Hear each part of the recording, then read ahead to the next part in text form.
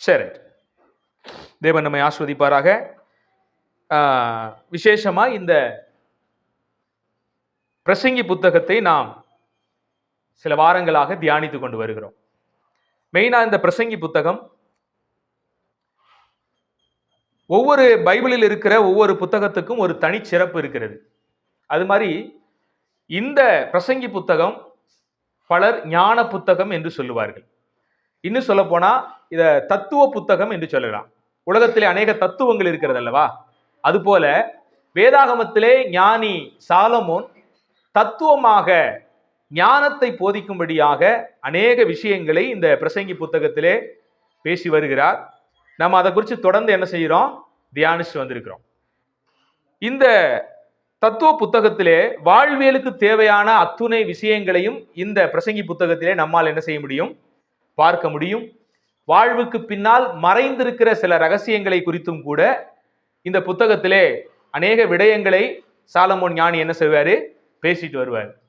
அதுல இந்த அதிகாரத்துல நமக்கு சொல்லப்படுகிற ஒரு முக்கியமான விஷயம், முதல் அதிகாரத்தில் நம்ம பார்க்கிறோம், உன் ஆகாரத்தை தண்ணீரின் மேல் போடு, அநேக நாட்களுக்கு பின்பு அதன் பலனை காண்பாய்.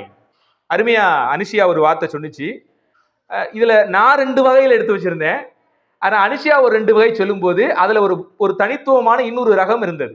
அப்படின்னா இந்த வசனத்தின் அடிப்படையில் மொத்தம் 3 ரகமாக கூட இதை என்ன செய்யலாம்? எடுத்துக்கொள்ளலாம்.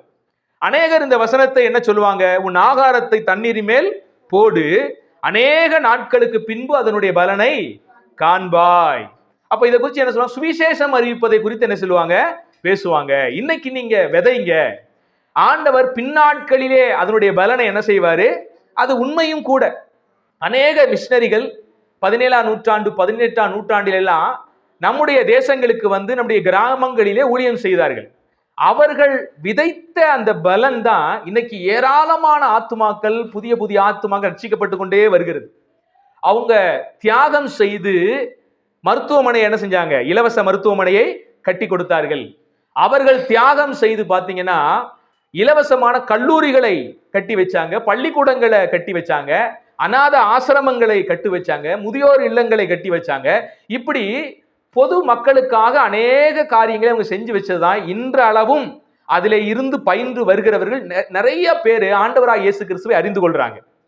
நிறைய பேர் பாத்தீங்கன்னா பயங்கரமான இந்து பக்தியில இருந்தாலும் கூட இயேசு கிறிஸ்துவை அவர்களை என்ன செய்வாங்க? நேசிப்பாங்க. எப்படிங்க நீங்க இயேசு கிறிஸ்துவை அறிந்து கொண்டீங்க, எப்படி நேசிக்கிறீங்கன்னு கேட்டீங்கன்னா, நாங்க படிச்சது எங்க?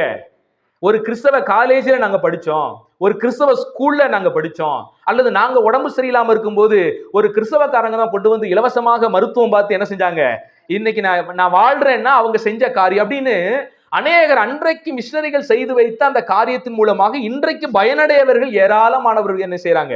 இருக்கிறாங்க. அதனாலதான் இந்த வசனத்தை சொல்லும்போது சொல்லுவாங்க, நீ உன் ஆகாரத்தை தண்ணீரின் மேலே போடு, அது அநேக நாட்களுக்கு பின்பாக என்ன செய்யுமா? பலனை கொடுக்கும் என்று பார்க்கிறோம்.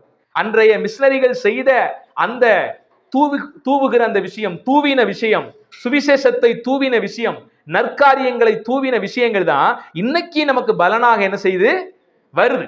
அப்ப நம்ம வாழ்க்கையில முதலாவது நாம ஆண்டவருக்காக செய்கிற விஷயம் இப்ப நம்ம கண் முன்ன பார்க்காம போனாலும் கூட, நாம அதனுடைய பலனை ருசிக்காமல் இருந்தாலும் கூட, பிந்தின மக்கள் பின்னாட்கள் நாம் போன பிறகும் கூட சிலர் என்ன செய்ய முடியும்? பலனை அனுபவிக்க முடியும் என்கிற எண்ணத்தோடு நாம் சுவிசேஷத்தை என்ன செய்யணும்? பிரசங்கிக்க வேண்டும். இன்னொரு முறை என்ன? உன் ஆகாரத்தை தண்ணீரில் மேல் போடு, அதை அநேக நாட்களுக்கு பின்பு பலனை பாப்பாய். அப்படின்னா நாம செய்யற நற்கிரியைகள், சில நல்ல விஷயங்கள் பார்த்தீங்கன்னா நாம அதனுடைய பலனை பார்க்க முடியாமல் போனாலும் நம்முடைய பிள்ளைகள் அதனுடைய பலனை என்ன செய்வாங்க? நாம செய்யற நல்ல காரியம் நம்ம பிள்ளைகளுக்கு என்ன செய்யும்? வந்து சேரும். நல்லா கவனிச்சுக்கங்க. நீங்க நல்ல பேரை சம்பாரிச்சு வச்சுட்டு போனீங்கன்னா உங்க பிள்ளைகளுக்கு என்ன கிடைக்கும்? நான் ஒரு சின்ன ஒரு கட்டுரை வாசித்தேன். அந்த கட்டுரையில பாத்தீங்கன்னா ஒரு ஆசிரியர் உண்மையாக அங்க இருக்கிற தன்னை சுற்றி இருக்கிற அநேக மாணவர்களுக்கு ஃப்ரீயா டியூஷன் எடுப்பாராம். 12th படிக்கிறவங்களுக்கு, 10th படிக்கிறவங்களுக்கெல்லாம் ஃப்ரீயா டியூஷன் எடுத்து அதிக மதிப்பெண்கள் வாங்குறதுக்கு அதிக பிரயாசத்தோடு சிரமத்தோடு அந்த மாணவர்கள்லாம் ரொம்ப கஷ்டப்படுறவங்க, ஃபீஸ் கொடுக்க கூட முடியாம கவர்மெண்ட் ஸ்கூல்ல படிக்கிறவங்களா இருக்கிறனால பீஸே வாங்காம அந்த மாணவர்கள்லாம் டியூஷன் எடுத்து நல்ல மதிப்பெண்களை வாங்கும்படி செய்தார். இவரு நல்ல ஆசிரியராக இருந்து ஃப்ரீயா டியூஷன் எடுத்து பல பிள்ளைகளை முன்னேற்றி விட்டுட்டு இவர் போயிட்டார். இவர் எதுவும் வாழ்க்கையில் பெருசா சம்பாதிச்சு வைக்கல. அவர் ஆசிரியரா இருக்கிற காலத்துல சம்பாதித்த பணத்தையும் கூட பொதுப்பணிக்காக என்ன செய்வாராம், நிறைய ஏழை எளிய மாணவர்கள் படிப்பதற்காக சில உதவிகளை செய்து செய்து செய்து வாழ்க்கையில் இப்படியே ஓட்டிட்டார். கடைசியில் ஒண்ணுமே இல்லாம மறிச்சு போயிட்டாரு. அவருக்கு இருந்த ஒரே ஒரு பையன்.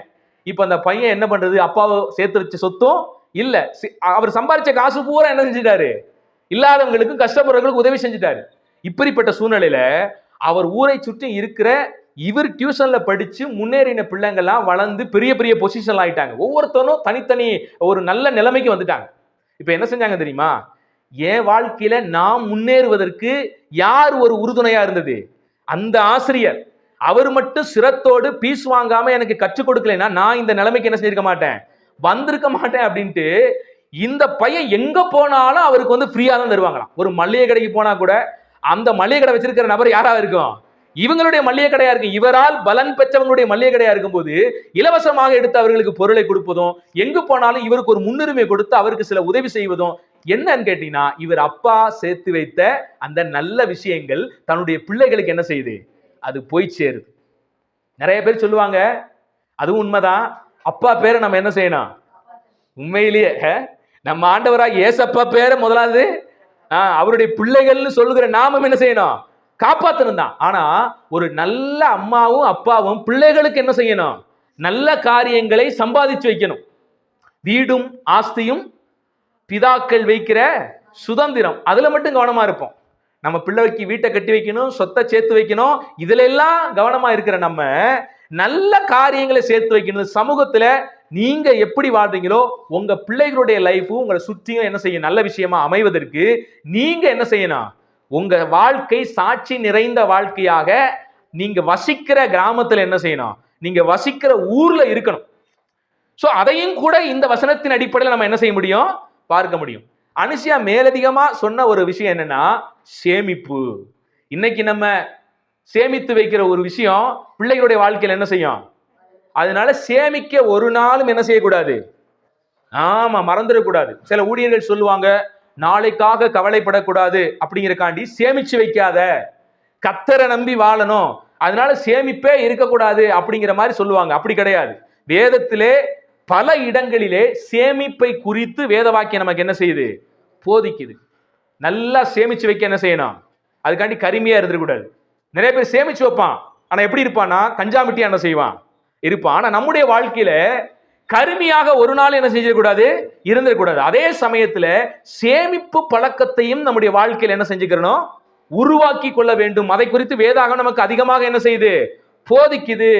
நீ சேமிப்பை குறித்து யார்கிட்ட போய் கத்துக்கணுமா, எறும்பு கிட்ட போய் என்ன செஞ்சுக்கோ, கத்துக்கோ. இந்த நம்ம பிரசங்கி புத்தகத்திலே பார்க்கிறோம், நம்ம வாழ்நாள் எப்படி இருக்கு நமக்கு என்ன செய்யாது, மனுஷன் சந்தோஷமா இருக்கணும், சமாதானமா இருக்கணும், வாழ்ற நாட்களிலே நல்ல மகிழ்ச்சியா இருக்கணும், உண்மைதான். ஆனா அவன் தாழ்வு காலத்தை என்ன செய்யணுமா, அப்ப மனுஷனுடைய வாழ்க்கையில் என்ன காலமும் இருக்குது, தாழ்வு காலமும் இருக்குது. அதனால அந்த தாழ்வு காலத்திலே நாம் நல்லா இருக்கணும் அப்படின்னா சேமிப்பு என்கிற பழக்கத்தை நம்முடைய வாழ்க்கையில் என்ன செய்யணும், உங்க பிள்ளைகளுக்காக, அது மெயினா பெண் பிள்ளைகளை பெற்றவங்க இப்பயே அதன் பேர்ல ஒரு நல்ல சேமிப்பை என்ன செஞ்சுக்கிறணும், போட்டு வச்சுக்கணும். நிறைய பேர் பாத்தீங்கன்னா அந்த பிள்ளையெல்லாம் வளர்த்து கல்யாணம் முடிச்சு கொடுக்குற நேரத்துல போயிட்டு என்ன செய்யறது, ஆமா கஷ்டப்படுறது, என்ன செய்யறது, ஐயோ அது இருக்குது இது இருக்குது, இவ்வளவு செலவாகுமே அவ்வளவு செலவாகுமே போட்டு தலையை வெடிச்சுக்கிட்டு அப்படிலாம் நம்ம வாழ்க்கையில் என்ன செய்யக்கூடாது, இருக்கக்கூடாது. மெயினா பெண் பிள்ளைகள் பெற்றவங்க உங்க பிள்ளைகளுடைய பேர்ல ஏதாவது ஒரு சிறு சேமிப்பை என்ன செய்யுங்க, போட்டு வைங்க. அது 15 வருஷம் கழிச்சோ 20 வருஷம் கழிச்சோ ரொம்ப லாங் லைஃபா கூட இருந்துட்டு போகட்டும். அவங்களுடைய அந்த பெரிய கல்வி படிக்கிற இடத்துல, அவங்க காலேஜ் போய் படிக்கிற இடத்துல, ஒருவேளை அவங்களுக்கு திருமணம் என்கிற அந்த காலத்துல அந்த தொகை அவங்களுக்கு என்ன செய்யும், ரொம்ப பெருசா உதவி செய்யும். பயந்து பயந்து இருந்தோம்னா வாழ்க்கையில் என்ன செய்ய முடியாது, நாளைய தினம் நம்ம கையில இல்ல தானே, அப்புறம் வச்சு என்ன செய்ய போறீங்க, சேமிப்பே இல்லாம இருந்த போறீங்க. கொஞ்சம் ரிஸ்க் எடுப்போம் சில விஷயங்களுக்காக, கொஞ்சம் என்ன செய்வோம், ரிஸ்க் எடுப்போம் சில விஷயங்களுக்காக. இந்த பிரசங்கி புத்தகத்திலே நம்ம அதான் என்ன செய்யறோம், வாசிக்கிறோம். என்ன, காற்றை கவனிக்கிறவன் என்ன செய்ய மாட்டானா, விதைக்க மாட்டான், மேகங்களை நோக்குகிறவன் என்ன செய்ய மாட்டானா, அறுக்க மாட்டான் என்று கர்த்தருடைய வார்த்தை சொல்லுது. அப்ப வாழ்க்கையில அதையும் இதையும் பார்த்து பயந்து கொண்டே இருப்போமானால் நம்முடைய வாழ்க்கையில எந்த ஒரு விஷயத்தை நம்மால் என்ன செய்ய முடியாது. சில விஷயங்களுக்கு துணிச்சல் வேண்டும். சில காரியத்துக்கு நம்ம காத்திருக்கணும், பொறுமையா இருக்கணும் தான். ஆனா எல்லா காரியத்துக்குமே காத்திருக்க கூடாது. சில காரியத்துக்கு என்ன செய்யணும், நம்ம பொறுத்திருக்கலாம், காத்திருக்கலாம், சந்தேகிக்கலாம் சில விஷயங்களை குறித்து. ஐயோ நம்ம இங்க கொண்டு போய் இன்வெஸ்ட்மெண்ட் பண்ணலாமா அப்படின்னு நீங்க என்ன செய்யலாம், சில விஷயங்களை குறித்து சந்தேகிக்கலாம். ஆனா வாழ்க்கை முழுவதும் யாரை பார்த்தாலும் எதை பார்த்தாலும் சந்தேகப்பட்டுக்கிட்டே இருந்தீங்கன்னா வாழ்க்கையில் என்ன செய்ய முடியாது, முன்னேறவே முடியாது. சில விஷயங்களுக்கு துணிச்சலோடு கூட என்ன செய்யணும், செயல்படத்தான் வேணும். இல்லைன்னா வாழ்க்கையில் என்ன செய்ய முடியாது. நல்லா கவனிங்க. திருப்பூர் வந்த புதுசுல பாத்தீங்கன்னா இந்த சேமிப்பு அப்படிங்கிற ஒரு விஷயம் நிறைய பேருங்க பண்ணிக்கிட்டு இருந்தாங்க. நிறைய ஃபண்டு போடுவாங்க. சிலர் சேர்ந்து இந்த 50,000 ரூபாய் சீட்டு, 1,00,000 ரூபாய் சீட்டு இப்படி எல்லாம் போடுவாங்க. திருப்பூரை பொறுத்த வரைக்கும் பல பேர் என்ன பண்ணிட்டாங்க, ஏமாத்திட்டு ஓடுன கேஸ் எல்லாம் இருக்குது. ஒரு ஆள்கிட்ட இப்படி பணம் போட்டு கட்டி என்ன செஞ்சிருக்காங்க, ஏமாந்துட்டு தூக்கிட்டு ஓடிட்டான். இப்படி பல இடத்துல நம்ம சேமித்து வைக்கிற பணங்கள் சில உண்மை இல்லாதவர்களிடத்திலே நம்ம போடும்போது ஆக்சுவலா அவங்க உண்மையானவர்களா உண்மை இல்லாதவர்களா என்று நமக்கு என்ன செய்யாது, தெரியாது. நம்ம நம்பி போடுவோம். ரொம்ப நாள் இங்கதான் இருக்கிறாரு, நல்ல மனுஷன் அப்படின்னு நினைச்சு என்ன செய்வான், போடுவான். ஆனா அவன் எப்ப நிறமாறுவான்னு மனுஷன் அப்படித்தான். திடீர்னு தூக்கிட்டு என்ன செஞ்சிருவான், நல்லா இருந்த மாதிரி தெரியும், எங்கடா போனா தெரியா, வீட்டை தொடச்சு ஓடிடுவான். இப்படி பல பேர் இங்க ஏமாத்துறவர்கள் இருக்கத்தான் செய்யறாங்க. அதுக்காக நம்ம சேமிப்பை முடக்கிட முடியுமா, சேமிக்காமையே வாழ்நாளில் இருந்துட முடியுமா அப்படின்னு கேட்டா அப்படி என்ன செய்யக்கூடாது. நம்ம சில விஷயங்களை ஆராயணும் தான், யோசிக்கணும் தான். யார் இடத்துல போடலாம், அவர் நல்ல சோர்ஸ் வச்சிருக்கிறாரா, சொந்தமான சில விஷயங்கள் வச்சிருக்கிறாரா, ஒருவேளை இழப்புகள் நடந்தா கூட அதை சமாளிக்கக்கூடிய அளவுக்கு அவர்கிட்ட வருவாய் இருக்கிறதா என்றெல்லாம் பார்த்து நம்ம நிச்சயமாக என்ன செய்யணும், சேமிப்ப எடுத்து தான் வைக்கணும். பேங்கே இழுத்து மூடிட்டு போற விஷயம் எல்லாம் இருக்குதான் செய்யுது. எல்ஐசி பாலிசி அப்படிங்கிறோம், ரொம்ப நம்பகத்தன்மையானு சொல்றோம். இடையில அந்த எல்ஐசி பாலிசி கூட ஒரு பிரச்சனைக்குள்ளாக என்ன செஞ்சு ஆனிச்சு, ஒரு பெரும் பேசும் பொருளா ஆனிச்சு. அதுல போட்டவங்க எல்லாம் ரொம்ப கையில பிடிச்சிட்டு ஐயோ அப்படின்னு நினைக்கிற காலகட்டத்தில் நம்ம என்ன செய்ய முடியுது, பார்க்க தான் முடியுது. நம்ம வாழ்க்கை எப்பவுமே நிலையற்ற வாழ்க்கையாக தான் என்ன செய்யுது இருக்குது அப்படிங்கிறது உண்மைதான். ஆனா இதன் மத்தியிலையும் நாம சேமிப்பை என்ன செஞ்சிடக்கூடாது, ஏதோ ஒரு வழியில நம்ம அறிவுக்கு எட்டினபடி யோசித்து நம்பகத்தன்மையான ஆள்கிட்ட நம்ம சேமிப்பை செய்ய வேண்டிய ஒரு அவசியம் என்ன செய்யுது. காற்றையும் அதையும் இதையும் பார்த்துக்கிட்டு அவங்க ஒரு பிரச்சனை, இங்க ஒரு பிரச்சனை, இங்க ஒருத்தன் அப்படி இருக்கான், அங்க ஒருத்தன் இப்படி இருக்குன்னா நாம சேமிச்சு வைக்கவே என்ன செய்ய முடியாது, முடியாது. ஆவிக்குரிய வாழ்க்கையில நீங்க எடுத்துக்கங்களேன், எத்தனையோ பாஸ்டர்கள் இன்னைக்கு வெளி உலகத்துல என்ன செய்யறாங்க, திருட்டு தீர்க்க தரிசனம், கள்ள தீர்க்க தரிசனம், கள்ள உபதேசங்கள் இன்னைக்கு சபையாகவே என்ன இல்ல கரெக்ட் ஆகி போச்சு. நம்முடைய யூடியூப் சேனல்ல கூட நேற்றைய தினம் ஒரு சகோதரர் ஒரு கமெண்ட் போட்டிருந்தார். என்ன அப்படின்னா, வில்லியம் தொபியாஸை குறித்து, ரிங்கல் தொபேவை குறித்து நம்ம ஒரு வீடியோ போட்டிருந்தோம். மிஷனரியுடைய வாழ்க்கையை குறித்து ஒரு வீடியோ போட்டிருந்தோம்.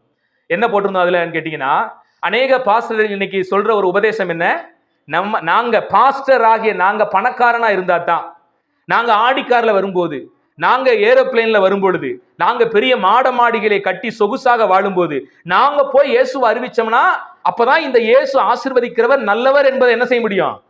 நானே கஷ்டப்பட்டு வறுமையில வாடிக்கிட்டு இருந்து நான் இயேசு நல்லவர் சொன்னா எவன்டா இயேசு பக்கிட்டு வருவா அப்படின்னு ஒரு திமிர் பேச்சு அநேக பாஸ்டர்கள் என்ன பண்ணிட்டாங்க, இந்த நாள்ல செய்ய ஆரம்பிச்சிட்டாங்க. இன்னைக்கு பல செழிப்பு உபதேசிகள் செய்ய ஆரம்பிச்சிட்டாங்க. அதனால பாஸ் எப்படி இருக்கணுமா, அதனால பாஸ் என்ன இருக்கணும், இப்ப இவங்களுக்கு என்ன லக்ஸுரி வாழ்க்கை வாழணும், அதுக்கு எந்த ரீதியிலாவது சில வார்த்தைகள் என்ன பண்ணணும், போடணும். அதுக்காண்டி என்ன பண்ண ஆரம்பிச்சிட்டாங்கன்னா, இப்ப பாஸ்டுகள் பணக்காரனா இருந்தா மட்டும்தான் இயேசு நல்லவர் என்ன செய்ய முடியும், உபதேசிக்க முடியும் என்கிற உபதேசத்தை செய்ய ஆரம்பிச்சிட்டாங்க. வெளிப்படையாகவும் பல யூடியூப் சேனல்ல நம்ம என்ன செய்ய முடியுது, இதை பார்க்க முடியுது. பல விசுவாசிகள் என்னிடத்துல சொன்னாங்க, எங்க பாஸ்ட் இப்படித்தாங்க போதிக்கிறாரு, பாஸ்ட் கோடீஸ்வரனா இருந்தா தான் இயேசு நல்லவர்னு போதிக்க முடியுமா, அதனால பாஸ்ட் கோடீஸ்வரனா என்ன செய்யணும், இருக்கணும், பாஸ்டுக்கு அள்ளி கொடுங்கிற மாதிரியான போதகங்கள் இன்னைக்கு பெருகிவிட்டது. அதுக்கு தான் நம்ம ரிங்கல் தொகை எடுத்து என்ன செஞ்சோம், பேச்சோம். 10க்கு 16 நம்ம இருக்கிறோமே, இந்த அளவுக்கு இருக்கிற இந்த ஒரு வீட்டில தான் அவர் குடியிருந்து வெறும் 6 வருடத்திலே 1100 விசுவாசிகளுக்கு ஞானஸ்நானம் என்ன செஞ்சிருக்காரு, கொடுத்திருக்கிறாரு. எத்தனையோ பேருடைய அடிமட்ட வாழ்க்கையை தூக்கி எடுத்து உயர்த்தி இருக்கிறாரு ரிங்கல் தொபே. அப்ப அவர் இயேசு நல்லவன் எப்படி போதிச்சாரு, அவரு இயேசு நல்லவன் எப்படி போதிச்சாரு. இன்னைக்கு இத்தனைக்கு கல்லறை கூட அவருக்கு, கல்லறை கூட அவர்கிட்ட இல்ல. தன்னுடைய பலவீனத்தின் மத்தியிலே, வியாதியின் மத்தியிலே கடல்லே போய் கொண்டு இருக்கும் போதே மறிச்சிட்டாரு. கடல்லையே தூக்கி பாடி என்ன பண்ணிட்டாங்க, வீசிட்டு போயிட்டாங்க. அப்படிப்பட்ட மிஷனரியுடைய வாழ்க்கையெல்லாம் நம்ம பார்க்கும்போது இன்றைய ஊழியர்கள் எப்படி மாறிட்டாங்க, இப்படி எக்ஸ்ட்ரா மாறி போயிட்டாங்க. அதனால இப்படி சில ஊழியர்கள் இருக்கிறாங்க அப்படிங்கறக்காண்டி நம்ம சபைக்கே போகாம இருக்க முடியுமா? எந்த பாஸ்டரையும் நம்பாம இருக்க முடியுமா? இல்ல. அப்ப நல்லா கவனிங்க.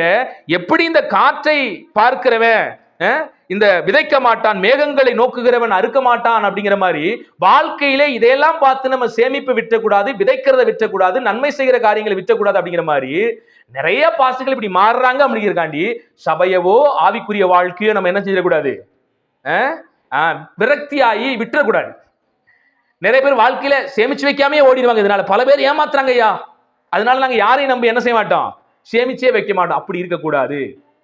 அப்ப இது எல்லாவற்றிலும் உங்களுக்கு என்ன தேவை? ஞானம் தேவை என்று கர்த்தருடைய வார்த்தை நமக்கு என்ன செய்யுது, போதிக்கிறது. இளமை பருவத்தை குறித்து நம்ம வாசிக்கிறோம். அதுல சந்தோஷமா இருக்க சொல்லிதான் வேதம் என்ன செய்யுது, போதிக்குது. ஆனா உங்களுடைய அந்த சந்தோஷம் ஒழுங்குள்ள சந்தோஷமாக என்ன செய்யணும், எல்லாத்துலயும் உங்களுக்குள்ள ஒழுங்கு இருக்கணும், ஒரு பயபக்தி இருக்கணும். ஏன் அப்படின்னா, நான் இந்த உலகத்துல எப்படி வாழணும், அதுக்கு தகுந்த நியாய தீர்ப்பை கடவுள் முடிவில் என்ன செய்வாரு, கொண்டு வருவார். அதனால உன் இளமை பருவத்தில் நீ சந்தோஷமாயிரு.